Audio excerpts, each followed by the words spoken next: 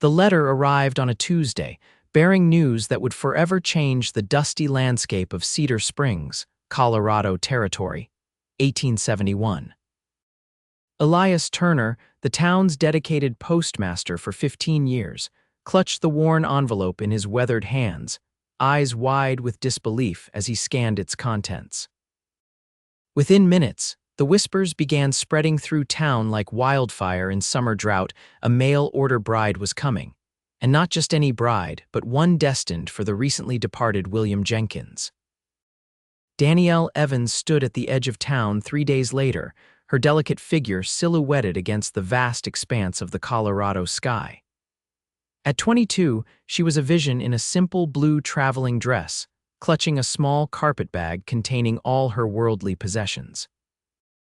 Her chestnut hair was pinned neatly beneath a modest hat, and her green eyes filled with equal parts determination, and fear surveyed what was to become her new home. The journey from Boston had been long and arduous, but she had endured it with the promise of a fresh start, a husband, and perhaps even happiness. Cedar Springs wasn't much to look at: a single main street lined with wooden buildings in various states of repair, horses tied to hitching posts, and locals moving about their daily business. But to Danielle, it represented opportunity, escape from a life of drudgery and the crushing weight of her family's debts following her father's death. "You must be the Jenkins woman," a stern voice called out.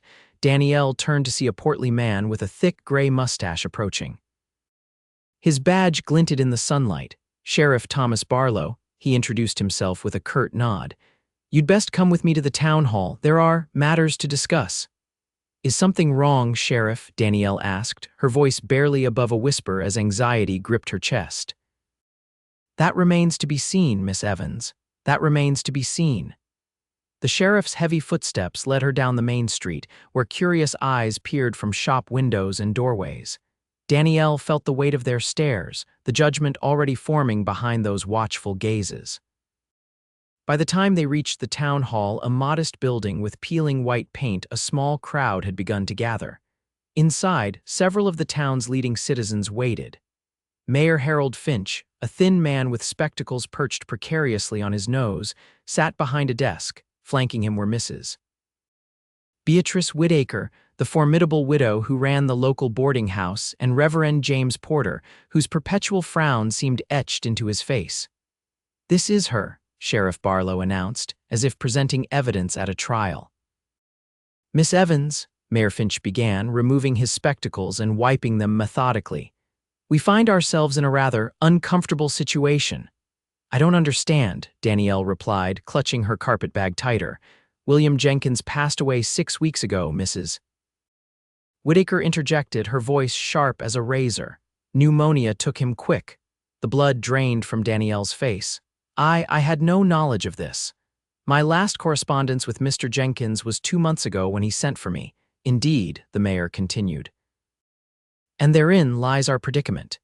You see, William Jenkins was not a wealthy man, but he did own a modest property on the edge of town. According to his will, everything was to go to his bride should she arrive within 3 months of his passing."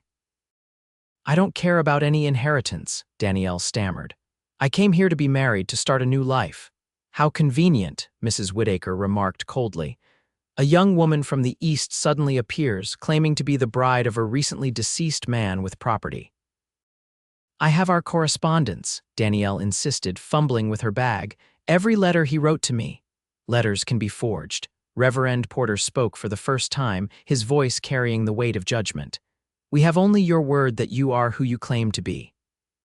"This is absurd," Danielle's voice cracked with emotion.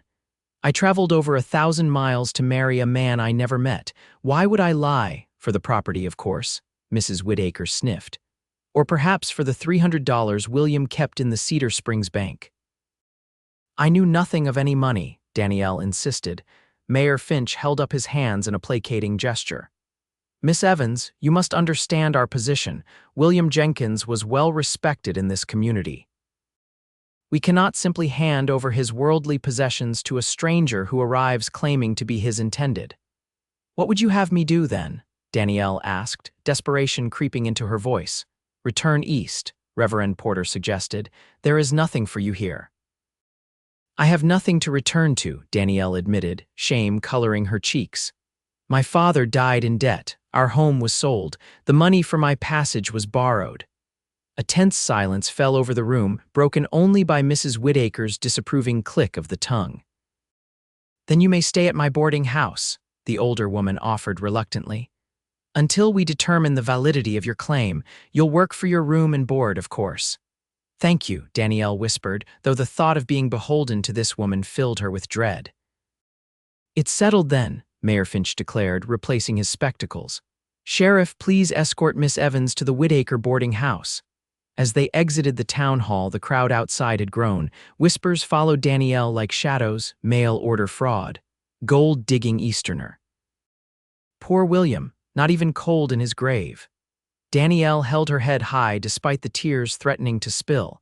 Her new life in Cedar Springs was beginning in the worst possible way, as an object of suspicion and scorn. The Whittaker boarding house was a 3-story structure at the edge of town, impeccably maintained but somehow lacking warmth. Mrs. Whittaker showed Danielle to a small attic room with sloped ceilings and a narrow bed.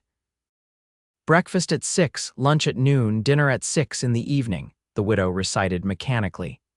"You'll assist with the cooking, cleaning, and laundry. Should your situation be resolved favorably, we can discuss payment terms. Until then, your labor will suffice." "Yes, madam," Danielle replied, setting her bag on the bed.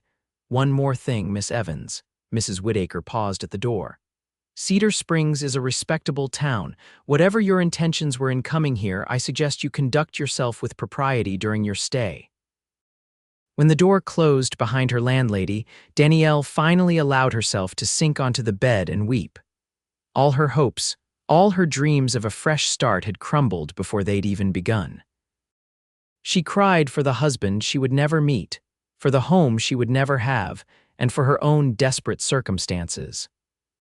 As twilight descended on Cedar Springs, Danielle had no way of knowing that 30 miles away, a lone rider was making his way toward town, a man whose arrival would change the course of her life forever. Owen Sullivan had been riding for 3 days straight, with only brief stops to rest his horse. At 28, he was a man shaped by the harsh realities of the frontier, tall and broad-shouldered, with sun-bronzed skin and eyes the color of a storm-darkened sky.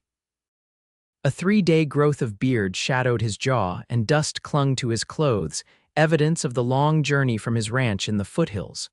Owen wasn't a man who came to town often. His cattle ranch, the Circle S, kept him too busy for social calls. But a letter from his old friend William Jenkins had summoned him, and though the letter was now 2 months old, delayed by Owen's cattle drive to Denver, he felt compelled to honor the request.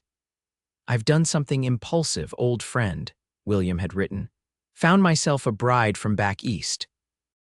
She'll be arriving soon, and I find myself needing advice from a married man. Your experience with your late wife might prove valuable to an old bachelor like myself."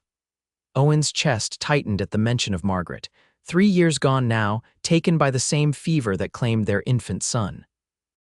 There were days when the pain was as fresh as if it had happened yesterday.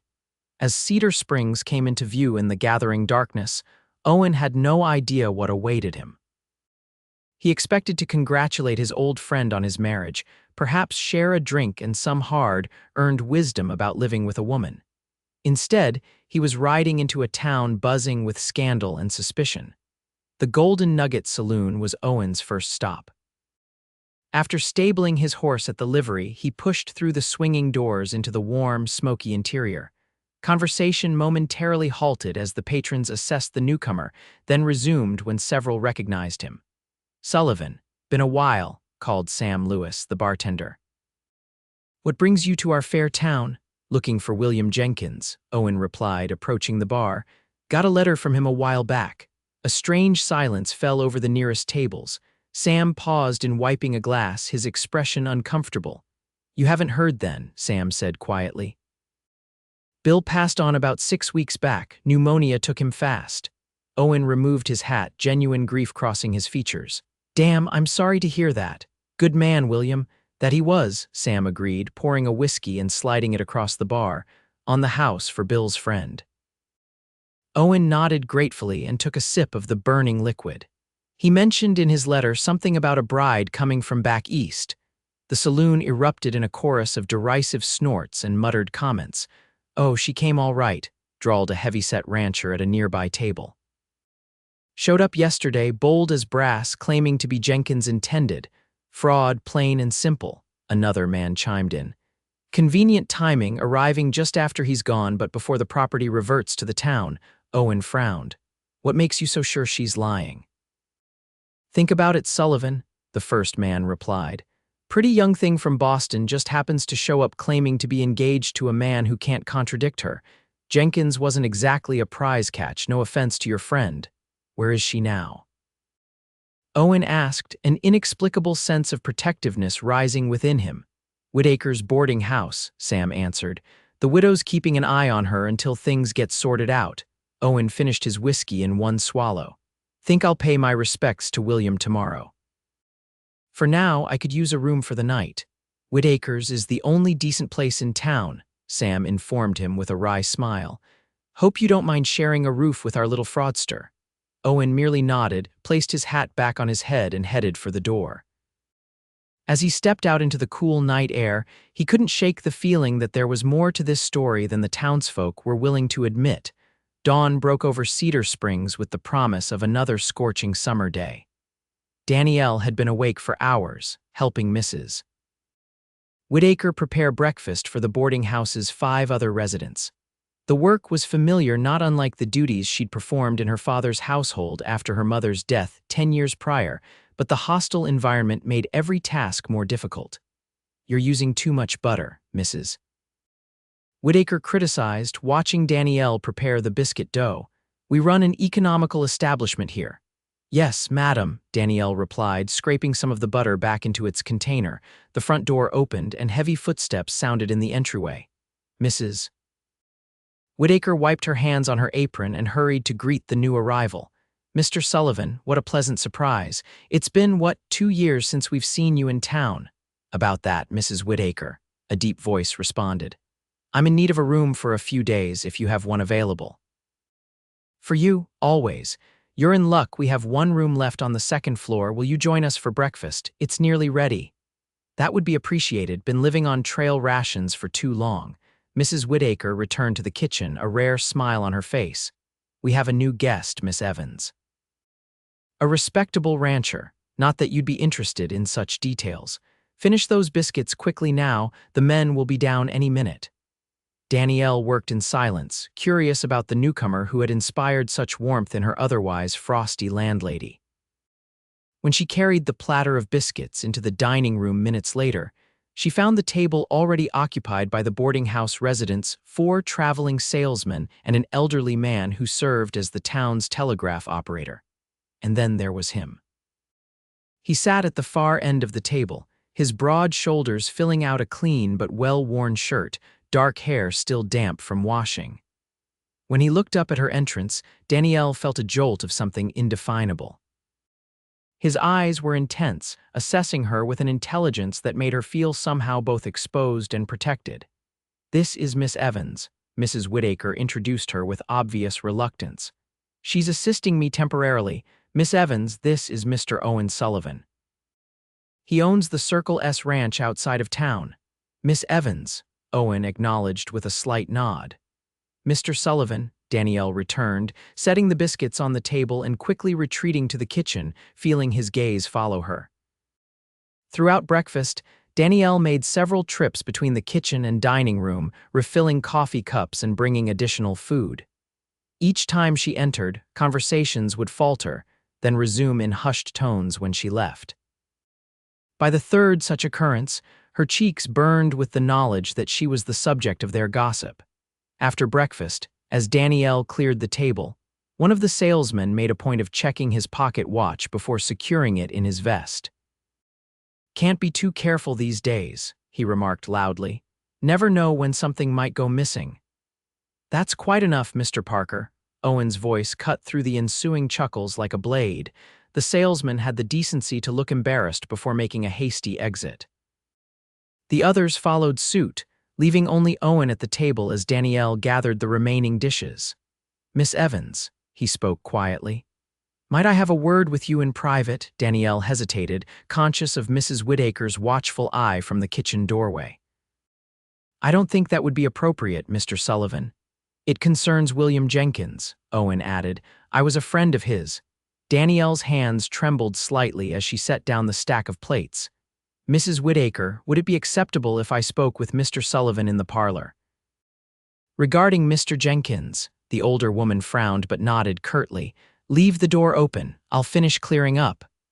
The parlor was a stiffly formal room, rarely used except for Sunday gatherings.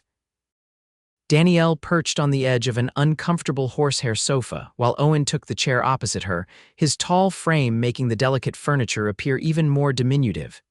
"You knew William?" Danielle asked softly. "Since the war," Owen confirmed. "We served together in the 2nd Colorado Infantry, kept in touch after." "Good man, Bill," Danielle nodded, blinking back sudden tears. "He seemed so in his letters, kind, thoughtful." Owen studied her for a long moment. "The town seems convinced you're running some kind of confidence scheme." "So I've gathered," Danielle replied, a flash of indignation breaking through her sorrow. "They've decided I'm a fraud without bothering to learn a single thing about me or my correspondence with William." "Why did you agree to marry him?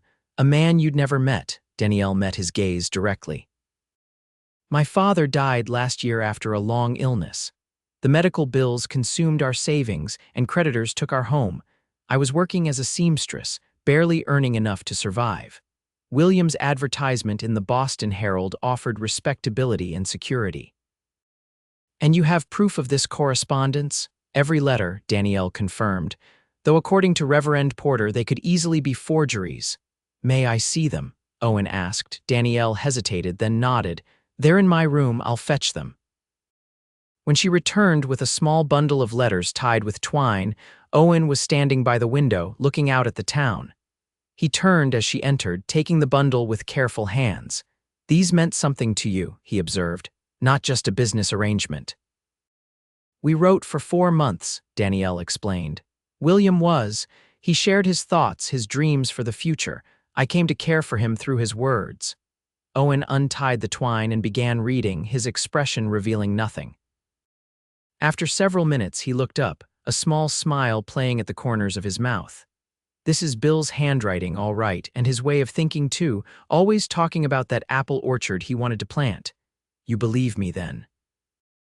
Danielle asked, hope creeping into her voice for the first time since her arrival. Owen retied the letters carefully. "I do. Question is, what do you plan to do now?" Danielle's shoulders slumped. "I don't know, Mrs. Whittaker has allowed me to stay in exchange for work, but the arrangement is temporary. I have nowhere else to go and no means to return east even if I wanted to." "What about William's property?" "The mayor says there's a stipulation in the will that it would go to his bride if she arrived within 3 months of his passing, but they don't believe I'm truly his intended so they're stalling," Owen concluded, hoping to run out the clock. "It would seem so," Danielle agreed, bitterness coloring her tone. Owen stood, handing the letters back to Danielle. "I need to visit William's grave, pay my respects, then I think I'll have a conversation with Mayor Finch." "Why would you help me?" Danielle asked, genuinely puzzled. "You don't know me." Owen paused at the parlor doorway. "I knew William, and he chose you. That's good enough for me, Miss Evans." After Owen left, Danielle returned to her duties with a lighter heart than she'd felt since arriving in Cedar Springs. For the first time, someone believed her, and not just anyone, but a man who had known William personally. As she scrubbed the breakfast dishes, she found herself wondering about Owen Sullivan. There was a sadness in his eyes, a weight he carried that went beyond the natural gravity of his personality. And despite his imposing physical presence, there was a gentleness to him, evident in the careful way he had handled William's letters. Danielle was so lost in thought that she didn't notice Mrs. Whittaker's approach until the older woman cleared her throat loudly. "I hope you haven't gotten any ideas about Mr. Sullivan," Mrs. Whittaker warned. "He's been a widower for 3 years now, and half the unmarried women in the county have set their caps for him. A man with 1,500 acres of good grazing land doesn't stay single because he lacks options." I assure you, Mrs. Whittaker, I have no designs on Mr. Sullivan, Danielle replied, keeping her eyes on her work. He was merely offering assistance regarding my situation with Mr. Jenkins' estate. HMPH, the widow snorted. See that it stays that way. Mr. Sullivan is one of the few true gentlemen left in this territory. He doesn't need to be taken advantage of by some Eastern opportunist. The words stung, but Danielle had become accustomed to such barbs in her short time in Cedar Springs. She finished the dishes in silence, then began the laundry, a task that would occupy most of her day. Meanwhile, Owen stood before William Jenkins' grave, hat in hand, the midday sun beating down on his bowed head. The marker was simple, a wooden cross with William's name, dates of birth and death, and the words "beloved friend" carved below. Looks like I arrived too late to meet your bride, old friend, Owen murmured. She seems like a good woman, though, the kind you described in your letter. He ran a hand through his hair, sighing heavily. Rest easy, Bill. I'll see that she's treated fairly. From the cemetery, Owen made his way to the mayor's office, his purposeful stride drawing attention from townsfolk along the way. He found Mayor Finch at his desk, spectacles perched on his nose as he reviewed some paperwork. Mr. Sullivan, the mayor greeted him, surprise evident in his voice. What brings you to town? Cattle business? Personal matter, Owen replied, taking a seat without waiting for an invitation. I understand you've been having some trouble with William Jenkins' estate. Mayor Finch removed his spectacles, his expression guarded. News travels fast, I see. Yes, we have a young woman claiming to be William's mail-order bride. Arrived the day after his property would have transferred to her, according to his will. I've spoken with Miss Evans, Owen stated, seen the correspondence between her and William. It's genuine. The mayor's eyebrows rose. You're certain there's a considerable amount of property at stake? I knew William's handwriting. More importantly, I knew the man. Those letters contain details only he would know. Mayor Finch leaned back in his chair, steepling his fingers. Even if the letters are genuine, there's no proof they were sent to Miss Evans, no envelope with her name and address. Are you suggesting she stole another woman's letters? For what purpose? To claim a small house and $300, Owen asked, his voice level but carrying an underlying edge of steel. People have done worse for less, Mr. Sullivan, the mayor responded. And Miss Evans, by her own admission, was in dire financial straits. What would it take to convince you of her legitimacy? A marriage certificate would suffice, or witnesses to their engagement, but as neither exists. Owen stood, placing his hands on the mayor's desk and leaning forward. William was my friend. He chose this woman as his bride. I won't stand by while his final wishes are ignored and she's treated like a criminal. What exactly are you proposing, Mr. Sullivan? Mayor Finch asked, clearly uncomfortable with Owen's proximity. A town meeting tomorrow. Give Miss Evans the opportunity to present her case to everyone, not just a select few who have already decided she's guilty. The mayor considered this for a moment, then nodded slowly. Very well. I'll arrange it for tomorrow at noon in the town hall. One more thing, Owen added as he straightened. Until this matter is resolved, Miss Evans stays with me. I beg your pardon, the mayor sputtered. She's being treated like a servant at Whittaker's and suspected of being a thief by the other boarders. That ends today. But the impropriety, a single woman staying with an unmarried man. Reverend Porter would never allow it. Owen's expression hardened. I'm not asking for permission, Harold. I'm informing you out of courtesy. She stays with me. With that, Owen turned and left the mayor's office, his mind made up. He didn't understand why he felt so strongly about this matter. Perhaps it was loyalty to William, or perhaps it was the quiet dignity with which Danielle Evans bore the town's suspicion. Either way, he was committed now. He found Danielle in the backyard of the boarding house, hanging laundry in the punishing afternoon sun. Her cheeks were flushed from the heat, tendrils of chestnut hair escaping from her simple bun to curl damply against her neck. Despite the unflattering work dress and apron, Owen couldn't help noticing the grace in her movements, the determined set of her jaw. Miss Evans, he called, approaching the clothesline. She turned, surprise evident in her expression. Mr. Sullivan, I didn't expect to see you again so soon. I've arranged a town meeting for tomorrow at noon. You'll have the chance to present your case to everyone, not just the mayor and his cronies." Hope flashed in her green eyes. "Thank you. That's more than anyone else has done for me." Owen shifted, suddenly uncomfortably aware that what he was about to propose might be misconstrued. "There's something else. I don't think you should stay here until the matter is resolved." Danielle's face fell. "I understand. I've imposed on your kindness enough already." "No," Owen corrected quickly. "I meant you shouldn't stay at Whitaker's. You should come to my ranch." Her eyes widened in shock. "Mr. Sullivan, I couldn't possibly. It's not what you're thinking," he assured her. "My housekeeper, Mrs. Fitzgerald, lives on the property. You'll have your own room, complete privacy, and no one treating you like a criminal." Danielle glanced back at the boarding house, then at the half-hung laundry. "Mrs. Whitaker would never allow it. She doesn't have a say in the matter," Owen stated firmly. "You're not her prisoner." Danielle bit her lip, clearly torn. "The town already thinks the worst of me if I leave with you." "The town will think what it wants regardless," Owen pointed out. "At least at the Circle S, you won't have to face their judgment every day." After a moment's hesitation, Danielle nodded. "When would we leave?" "As soon as you're ready. I'll wait while you gather your things." "What about Mrs. Whitaker? I should at least inform her." Owen's mouth curved in a rare smile. "Leave Mrs. Whitaker to me." 20 minutes later, Owen led Danielle out of the boarding house, her carpetbag in his hand, while Mrs. Whitaker's indignant protests followed them down the front steps. Word spread quickly, and by the time they reached the livery stable, several townspeople had gathered to watch the spectacle. Sheriff Barlow intercepted them as Owen was saddling his horse. "Sullivan, what exactly do you think you're doing?" "Taking Miss Evans to my ranch," Owen replied calmly, continuing his work. "The mayor tells me you've demanded a town meeting tomorrow, and now you're absconding with our suspect. Looks mighty suspicious." Owen secured the saddle and turned to face the sheriff. "Miss Evans is not a suspect in any crime, Thomas. She's a guest in this town who's been treated shamefully. She's claimed property that may not rightfully be hers," the sheriff countered. "And that will be determined tomorrow," Owen replied. "Until then, she stays with me." The sheriff stepped closer, lowering his voice. "Think about what you're doing, Owen, your reputation, your standing in the community."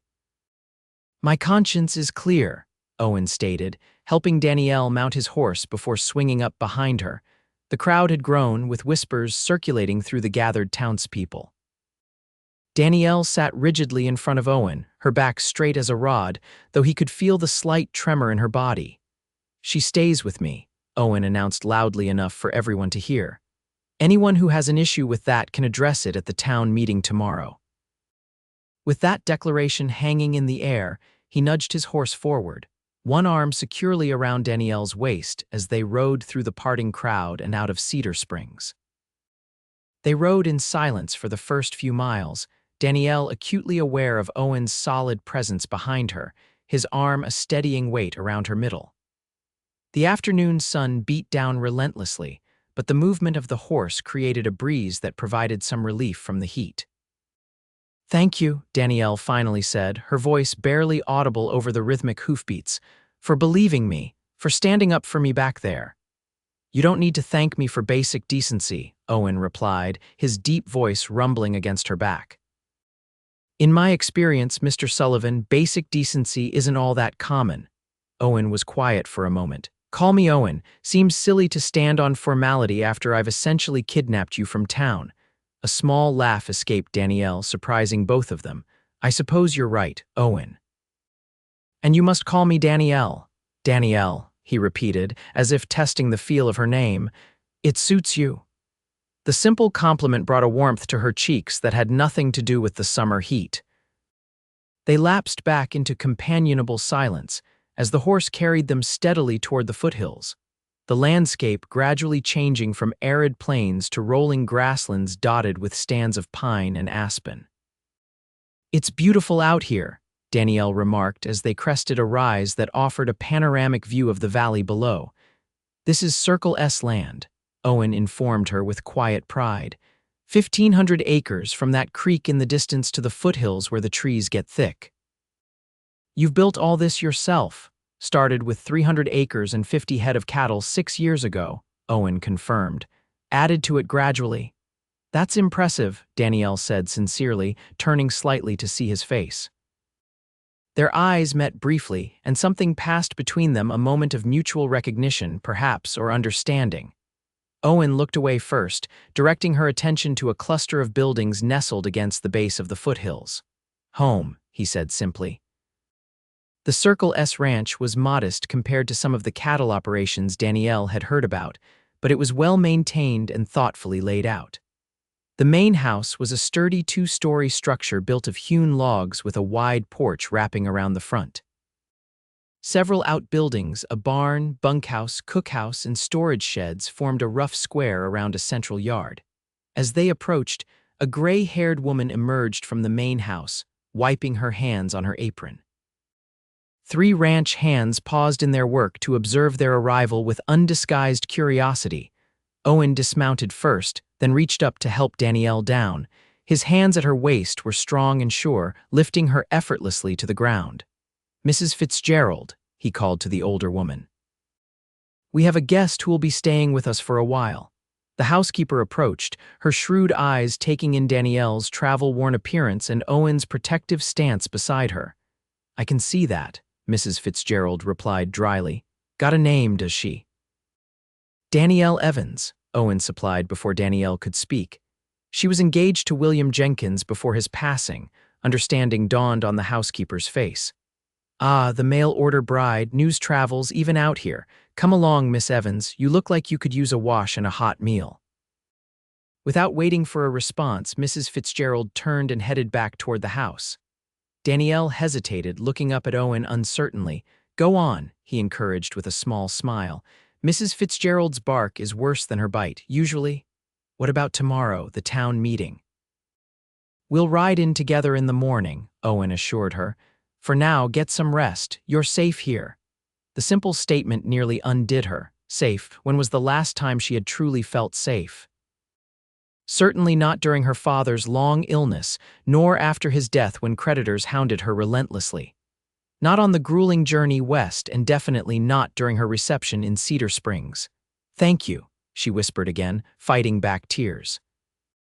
Owen merely nodded, then turned to hand her carpet bag to a waiting ranch hand. "Miguel, take Miss Evans' bag to the blue room, please." "She, patron," the young man replied, accepting the bag with a respectful nod to Danielle, Mrs. Fitzgerald proved to be efficient if not overly warm, showing Danielle to a comfortably furnished bedroom on the second floor. The blue room, as it was called, featured a simple oak bed with a handmade quilt in varying shades of blue, a matching dresser with a porcelain wash basin, and a small writing desk beneath the window. "Bathrooms at the end of the hall," the housekeeper informed her. "Mr. Sullivan had indoor plumbing installed last year, one of his modern notions. Dinners at 6 sharp. Mr. Sullivan doesn't tolerate tardiness at his table." "I'll remember that," Danielle promised, overwhelmed by the unexpected luxury of a private room with actual plumbing. Left alone, Danielle sank onto the edge of the bed, the events of the day catching up with her. Just this morning, she had been a suspected fraud, working as a virtual servant in Mrs. Whittaker's boarding house. Now she was a guest in the home of a man who had publicly defended her honor and challenged an entire town on her behalf. Owen Sullivan was unlike any man she had ever encountered. There was a quiet strength about him, an unwavering sense of justice that seemed to guide his actions without concern for public opinion. And beneath his stoic exterior, she sensed a deep well of feeling, perhaps pain, perhaps loneliness, carefully contained but nonetheless present. After washing away the dust of travel and changing into her one good dress, a simple dark green cotton that brought out the color of her eyes, Danielle made her way downstairs at precisely 5 minutes to 6. She found Owen in what appeared to be a study, standing before a large map mounted on the wall. He had changed as well into clean trousers and a fresh shirt, his dark hair still damp from washing. He turned at her entrance, and for a brief moment, something akin to admiration flickered in his eyes. "You look rested," he observed. "I feel much better, thank you," Danielle replied. "Your home is lovely." Owen glanced around the room as if seeing it through her eyes. It's comfortable enough. Margaret, my wife, she had plans to make it more than that. She had a vision for this place. The mention of his wife caught Danielle off guard. Mrs. Whittaker had mentioned he was a widower, but hearing him speak her name made the loss somehow more tangible. "I'm sorry," Danielle said softly. "Mrs. Whittaker mentioned you had lost your wife." 3 years ago, Owen confirmed, his expression carefully neutral. "Fever took her and our son." The simple statement, delivered without self-pity, spoke volumes about the man before her. He had faced unimaginable loss yet continued to build his ranch to live with purpose. "That's why you helped me, isn't it?" Danielle realized suddenly. "You understand what it's like to have your future stolen away in an instant." Owen met her gaze, something shifting in his storm-gray eyes. "Perhaps, or perhaps I just can't abide injustice." Before Danielle could respond, Mrs. Fitzgerald appeared in the doorway, announcing that dinner was served. The moment passed, but Danielle felt as though she had glimpsed something important, a connection between them that went beyond their current circumstances. Dinner was a simple but hearty affair. Roast beef, potatoes, fresh bread, and vegetables from Mrs. Fitzgerald's garden. The conversation remained light, with Owen asking about Danielle's journey west and her impressions of Colorado territory. He carefully avoided mention of William or the situation in town, for which Danielle was grateful. After the meal, they returned to the study, where Owen poured himself a small glass of whiskey and offered Danielle a choice of tea or sherry. "Tea, please," she requested, settling into one of the comfortable leather chairs by the unlit fireplace. As Mrs. Fitzgerald brought the tea tray, Owen sat opposite Danielle, his expression turning serious. "We should discuss tomorrow," he began once the housekeeper had left. "The town meeting won't be easy. People have already made up their minds about you and they won't be quick to change them." "I know," Danielle acknowledged, "but I have the letters and now I have you to vouch for their authenticity. Surely that will count for something." "It should," Owen agreed, swirling the amber liquid in his glass. "But there's more at stake here than just the truth. William's property sits on the edge of town, bordering land that Mayor Finch has been trying to develop. If the property reverts to the town, Finch stands to benefit considerably." Danielle set her teacup down with a small clink. "You're saying the mayor has a personal interest in discrediting me?" "I'm saying money has a way of complicating matters of justice," Owen replied carefully. "We need to be prepared for resistance." "What can I do?" Danielle asked, frustration evident in her voice. "I've told the truth. I have the letters. What more can I offer as proof?" Owen considered this for a moment, his brow furrowed in thought. There might be another way to approach this. "The issue isn't really whether you were engaged to William, it's about your right to his property." "I'm not interested in the property for its own sake," Danielle insisted. I have nowhere else to go. William offered me a home, a future. Without that." "I understand," Owen assured her. "But the town doesn't know that. They see you as an opportunist." Danielle's shoulders slumped slightly. "Then what do you suggest?" Owen hesitated, taking a slow sip of his whiskey before answering. "There's something I need to show you. It might help us tomorrow." Rising from his chair, he crossed to his desk and removed a key from his pocket. He unlocked the bottom drawer and extracted a folded document, which he brought back to Danielle. "This arrived a week after William died," Owen explained, handing her the paper. "I was on a cattle drive to Denver at the time, so I only received it when I returned to the ranch yesterday." Danielle unfolded the document carefully, her eyes widening as she read. This is William's will," she breathed. "But why would he send it to you?" "Read the note at the bottom," Owen directed. In a shaky hand, William had scrawled. "Owen, I feel my time growing short. If anything happens to me before my bride arrives, please ensure she receives what is rightfully hers. I trust you above all others with this task. Your friend, William." Tears welled in Danielle's eyes. He knew he was dying. "It appears so," Owen confirmed gently, "and he wanted to make sure you were provided for, even in his absence." "But this changes everything," Danielle realized, looking up at Owen with renewed hope. "This proves I am who I say I am." "It certainly strengthens our case," Owen agreed, "but it doesn't guarantee the outcome. Mayor Finch could still argue that the will itself is invalid, or that there's no proof you're the bride William was expecting." "Then what do we do?" Danielle asked, carefully refolding the document. Owen took a deep breath, as if steeling himself for what he was about to say. There is one solution that would render the entire debate moot. What's that? You could marry me. The words hung in the air between them, shocking in their directness. Danielle stared at Owen, certain she had misheard.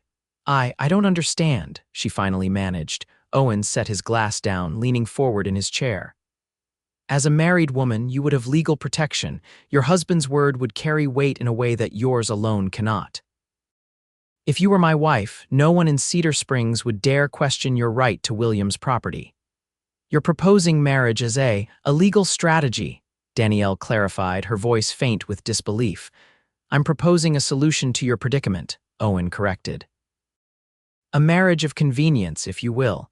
You would have the security William intended for you, plus the resources of the Circle S at your disposal.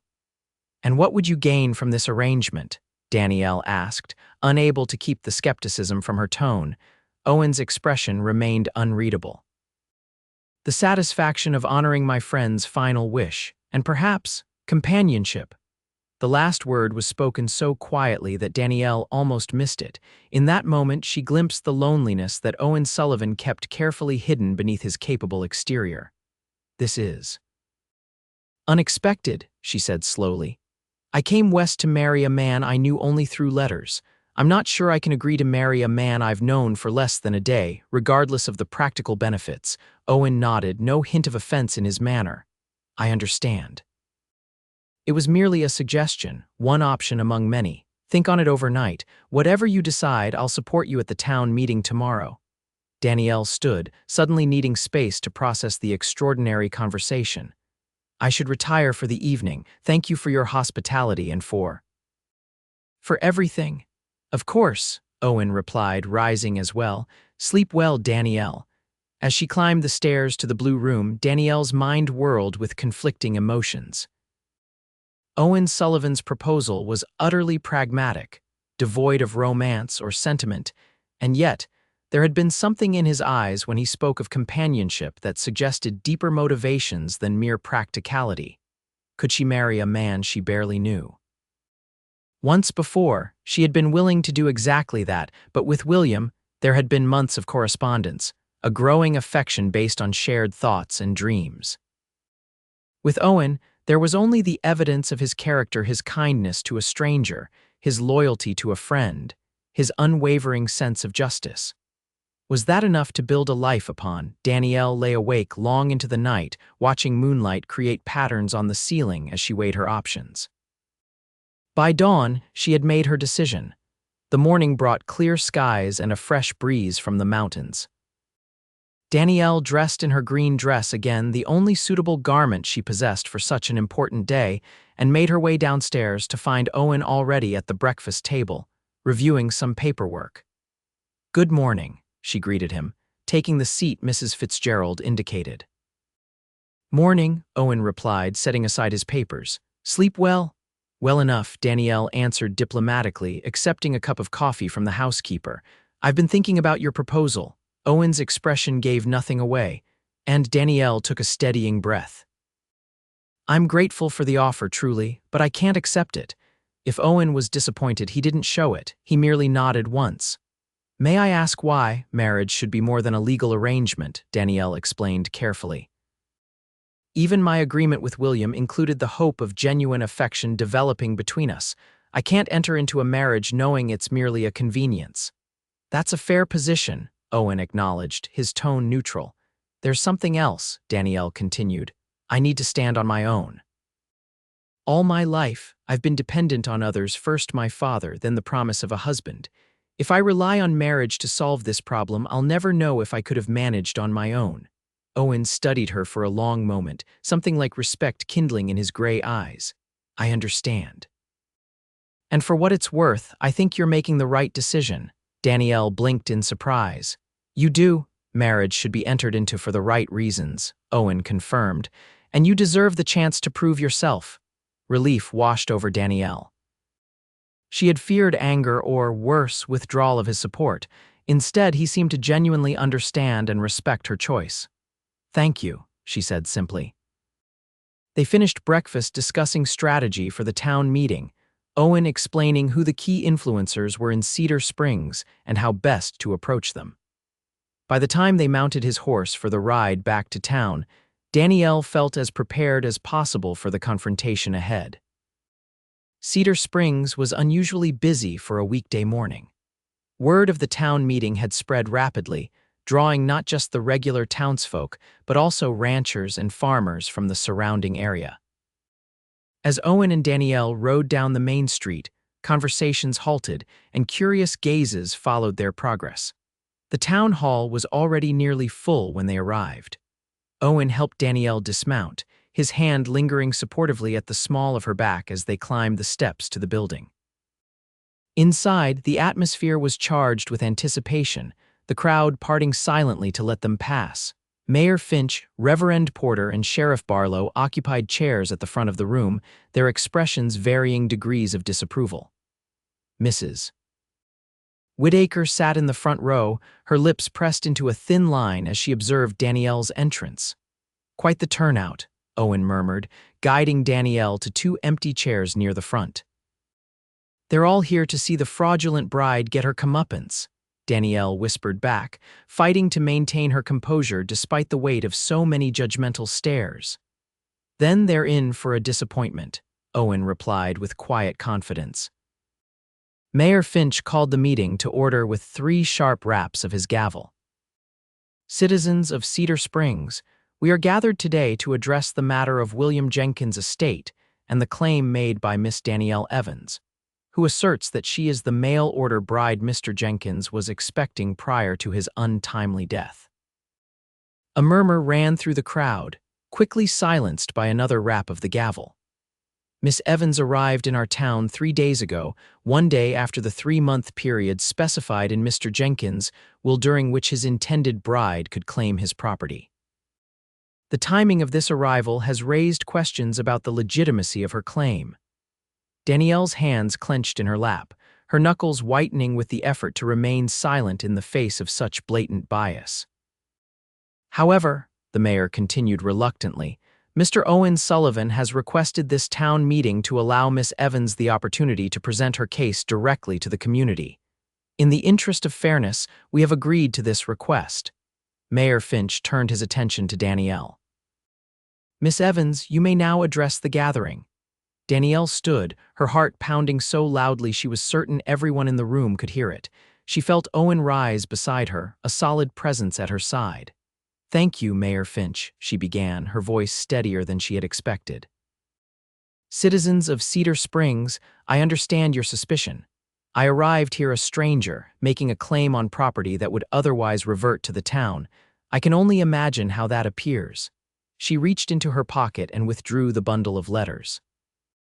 "I have here every letter William Jenkins sent me over the course of our 4-month correspondence. Mr. Sullivan has verified that these are indeed in William's hand." Reverend Porter leaned forward. "As I mentioned previously, Miss Evans, letters can be forged or stolen." "That's true, Reverend," Danielle acknowledged, "which is why I've brought something else as well." She nodded to Owen, who produced William's will from his inside pocket and handed it to the mayor. "This is William Jenkins' will," Owen explained. "Sent to me directly by William shortly before his death, along with a personal note asking me to ensure that his bride received what was rightfully hers." Mayor Finch examined the document with obvious reluctance. "This appears to be Mr. Jenkins' will, yes. But it doesn't specifically name Miss Evans."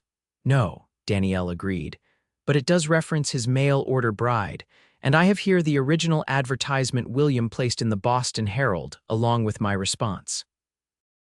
She produced 2 more pieces of paper from her pocket, handing them to the mayor. "As you can see, the dates correspond with the beginning of our correspondence."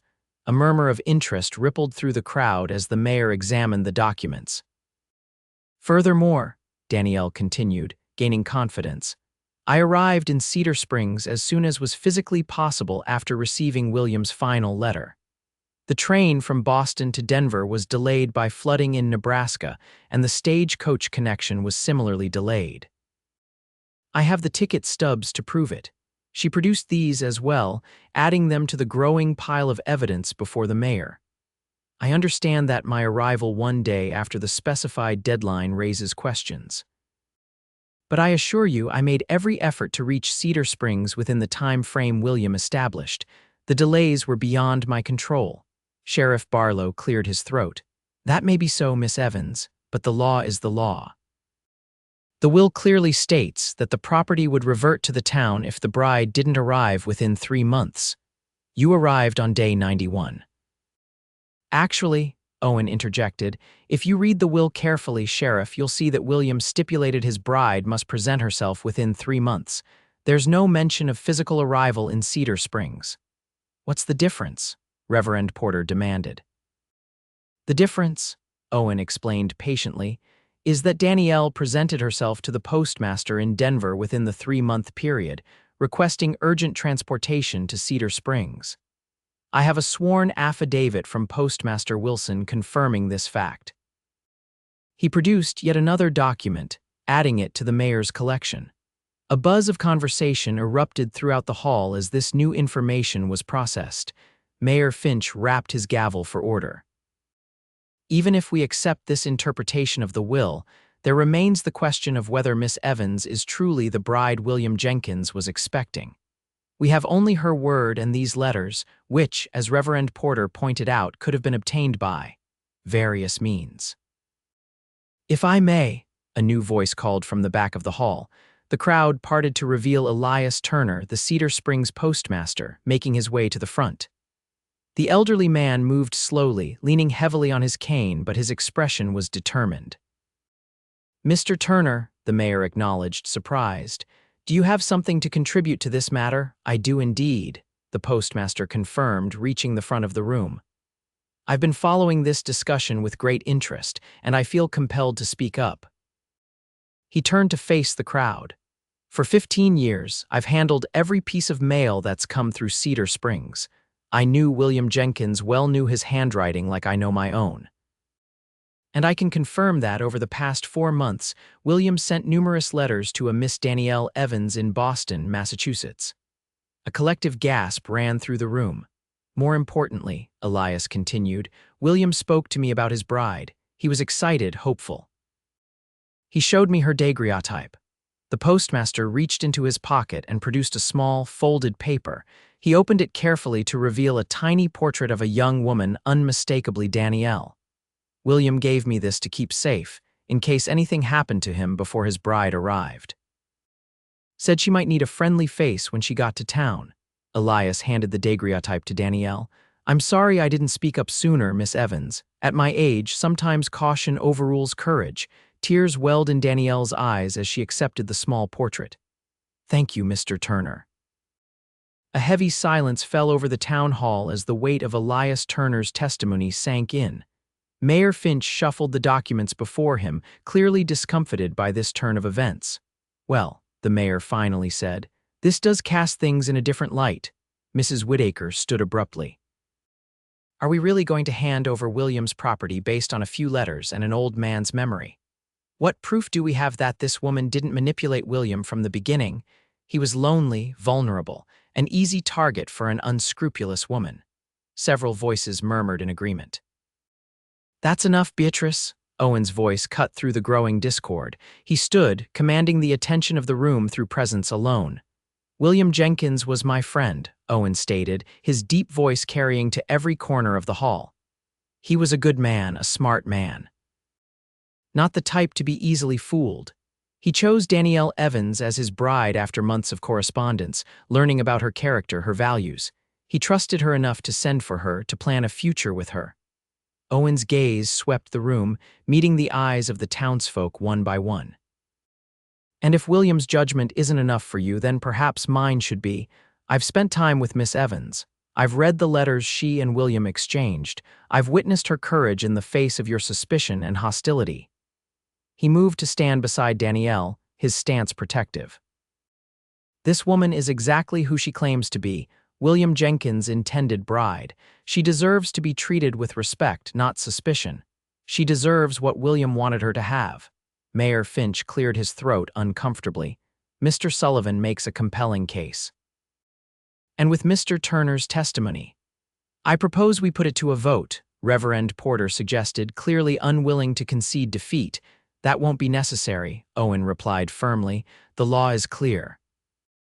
With the evidence presented, there's no legitimate reason to deny Miss Evans her rightful inheritance. He turned to face the mayor directly. Unless, of course, there are other interests at play here. Perhaps interests related to the development you've been planning for the land adjacent to William's property. Mayor Finch's face reddened. That's an outrageous insinuation, Sullivan. Is it? Owen challenged. Then you should have no objection to honoring William's will and recognizing Miss Evans as his legitimate intended. A tense silence followed as the mayor and Owen engaged in a silent battle of wills. Finally, Mayor Finch sighed heavily. Very well. Given the evidence presented, the town council acknowledges Miss Danielle Evans as the intended bride of William Jenkins and recognizes her right to his property as stipulated in his will. Sheriff Barlow will accompany Miss Evans to the property this afternoon to complete the transfer. A mixture of reactions swept through the crowd: surprise, disappointment, grudging acceptance. Danielle felt lightheaded with relief, barely registering the mayor's concluding remarks or the gradual dispersal of the townsfolk. You did it, she whispered to Owen when the hall had mostly emptied. You convinced them. We did it, Owen corrected her. Your evidence, your courage, I just provided the backup. Sheriff Barlow approached them, his expression unreadable. I'll be ready to take you to the Jenkins place at 2 o'clock, Miss Evans. Meet me at my office. Thank you, Sheriff, Danielle replied, still somewhat dazed by the sudden reversal of her fortunes. As they stepped outside the town hall, Danielle took a deep breath of the clear mountain air. For the first time since arriving in Cedar Springs, she felt a sense of possibility, of hope. What happens now? She asked Owen as they walked toward his horse. That depends on you, he replied. The house needs work. William wasn't much for maintenance, but it's structurally sound. The $300 in the bank will help you get established. It feels strange, Danielle admitted. To suddenly have a home, property of my own. I'm not sure I know how to be independent. Owen's mouth quirked in a half smile. You'll learn. You're stronger than you realize, Danielle Evans. The simple statement, delivered with such certainty, warmed something deep within her. I should thank you properly for everything you've done. No need, Owen assured her. I was honoring a friend's wishes, nothing more. But they both knew it had become something more, something neither was quite ready to name. Will you come with me? Danielle asked impulsively. To see the house, I mean. I'd value your opinion on what needs to be done first. Owen hesitated, then nodded. If you'd like. At 2 o'clock precisely, Danielle met Sheriff Barlow outside his office. Owen arrived moments later, having attended to some business at the general store. Together, they followed the sheriff to the edge of town, where a modest cabin stood on a slight rise, overlooking both the town and the mountains beyond. Here we are, Sheriff Barlow announced unnecessarily. Jenkins Place. Deed transfer's been filed at the county office. It's officially yours now, Miss Evans. He handed Danielle a key, tipped his hat stiffly, and departed without further ceremony, clearly unhappy with the outcome but professionally resigned to it. Danielle stood before the cabin, key in hand, overwhelmed by the moment. It wasn't an impressive structure, a simple one-story cabin with a small porch, weathered by years of Colorado seasons, but it was hers, a home of her own. Shall we? Owen prompted gently. With a deep breath, Danielle climbed the 3 porch steps and inserted the key into the lock. The door swung open with a creak, revealing a Spartan but clean interior. A main room served as both kitchen and living area, with a cast iron stove, a rough-hewn table with 2 chairs, and a worn armchair positioned near the stone fireplace. 2 doors led off the main room, one to a small bedroom, the other to what appeared to be a storage area. It's... Danielle searched for the right word. Humble, Owen supplied. Yes, she agreed with a small laugh, but it's more than I've had in a long time. She moved through the space slowly, trailing her fingers over the furniture, imagining William in this room, writing his letters at the table, planning for a future that would never come. William mentioned an orchard, she remembered suddenly. He said he'd started planting apple trees. Owen nodded, moving to the back door. Out here. He led her outside to a small clearing behind the cabin where a dozen young apple trees stood in neat rows, their slender trunks supported by stakes. He was so proud of these, Owen remarked, his voice softening with memory. Said in 10 years they'd be producing enough fruit to supply half the county. I'll have to make sure they thrive, Danielle said, touching one of the saplings gently. For William, Owen watched her, something shifting in his expression. You know, you don't have to stay here alone. The offer I made last night, it wasn't just about solving your legal problem. Danielle turned to face him, her heart beating a rapid tattoo against her ribs. What do you mean? I mean that I find myself drawn to you, Danielle Evans, Owen admitted, the words clearly difficult for him. Your courage, your determination, the way you stood up to an entire town. He took a step closer. I know it's too soon, we barely know each other, but I'd like the chance to court you properly, to see if what I'm feeling might grow into something more.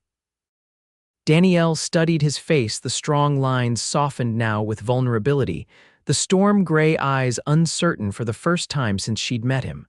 I'd like that, she replied softly. Very much. The smile that transformed Owen's face was like sunrise breaking over the mountains, sudden and breathtaking. He reached for her hand, holding it carefully between both of his. I should warn you, he said, his voice lighter than she'd ever heard it.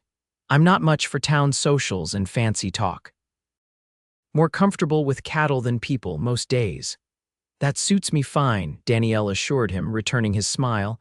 I've had enough of town judgment to last a lifetime. It'll get better, Owen promised. Once they get to know you, they'll see what I see. And what's that? Danielle asked. A woman worth fighting for, Owen replied simply. The weeks that followed were a time of transition and growth for Danielle. True to his word, Owen began courting her with a quiet determination that touched her deeply. He helped her repair the cabin's leaking roof and sagging porch, brought her seedlings for a vegetable garden, and taught her the basics of managing her small property. Gradually, the townsfolk of Cedar Springs adjusted to Danielle's presence. Some, like Elias Turner, became genuine friends. Others, including Mrs. Whittaker, maintained a cool distance. But the outright hostility faded as Danielle established herself as a hardworking, respectable member of the community. She found unexpected fulfillment in tending William's apple orchard, nurturing the young trees through the hot summer days. Sometimes in the quiet evening hours as she watered the saplings, she would think of the man who had brought her to Colorado, his kindness, his dreams, his unwitting role in the new life she was building. Owen visited nearly every day, riding in from the Circle S after his ranch work was done. They would sit on the porch, watching the sunset paint the mountains gold and crimson, talking about everything and nothing. Danielle learned about his childhood in Pennsylvania, his service in the war, his journey west in search of a new beginning. She shared stories of her own past her mother's early death, her father's gentle scholarly nature, her dreams of someday becoming a teacher. As summer gave way to autumn, something profound was growing between them, deeper than attraction, more substantial than shared circumstances. On a crisp October evening, with the aspens blazing yellow against the mountainside, Owen asked Danielle to marry him for the second time, not for convenience or protection, but for love. This time, her answer was an immediate yes. They were married on a bright November morning in the small church in Cedar Springs. The ceremony was simple but meaningful, attended by Owen's ranch hands, Mrs. Fitzgerald, who had warmed considerably to Danielle over the months, Elias Turner, and even a few of the more forgiving townsfolk. Reverend Porter, who had been among Danielle's staunchest critics, performed the ceremony with surprising grace, perhaps having recognized the genuine affection between the couple. Mayor Finch was conspicuously absent, having recently lost his bid for re-election amid rumors of improper land dealings. After the ceremony, they rode to the Circle S ranch, which would now be their shared home. Danielle had decided to keep William's property as well, both as an investment and as a tribute to the man who had, in his way, brought her and Owen together. "Welcome home, Mrs. Sullivan," Owen said as he lifted Danielle from the saddle in front of the ranch house. "It has a nice ring to it," she replied, smiling up at him. Though I must say when I left Boston, I never imagined I'd end up the wife of a cattle rancher. Life has a way of surprising us, Owen observed, drawing her close, sometimes for the better. Definitely for the better, Danielle agreed, rising on tiptoes to meet his kiss. In the years that followed, the Circle S Ranch prospered under Owen and Danielle's joint stewardship. Owen's cattle operation expanded, while Danielle established a small school for the children of nearby ranches, fulfilling her longtime dream of teaching. William's apple orchard thrived as well. 5 years after Danielle's arrival in Cedar Springs, the trees produced their first significant harvest, sweet, crisp fruit that she proudly sold in town under the name Jenkins apples. Their family grew with the birth of their son, William Owen Sullivan, in the autumn of 1873, followed by twin daughters, Margaret and Elizabeth, 2 years later. The ranch house expanded accordingly, with new rooms added to accommodate the growing family. Cedar Springs itself underwent changes.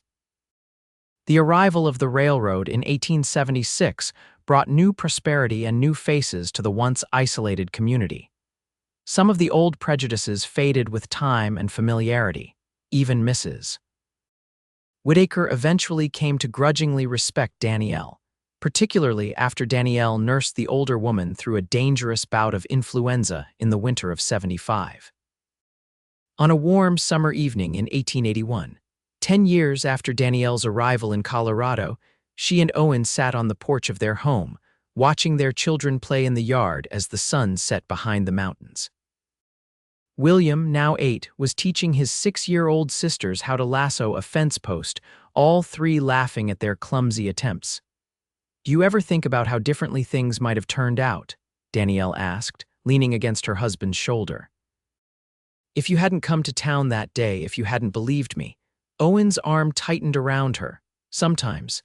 But then I remember what my father used to say, the right path isn't always the easiest one, but it's the one you'll never regret taking."